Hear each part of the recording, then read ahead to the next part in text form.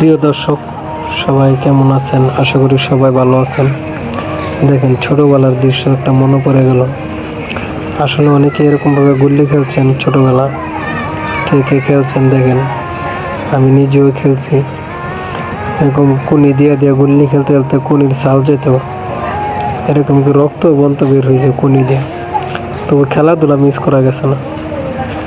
আসলে ছোটোবেলা ছিল এরকম, সারাদিন খেলাধুলা আর টাইম মতনে ভাত খাওয়া, তাছাড়া আর কিছুই না।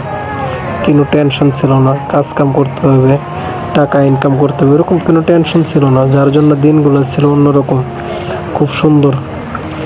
সেই দিনগুলো এখন হেরা কাটাইতেছে। আমরা যেটা কাটায় আসছি ওই দিনগুলো ওরা কাটাইতেছে। এই যে খেলাধুলা করতেছে আর মা ডাইকা নিয়ে ভাত খাওয়াবে, এটাই শেষ। আর কোনো টেনশনই নেই। আর এখন তো বড় হয়ে কত রকমের টেনশন, শুধু টাকার টেনশন, সংসারের টেনশন।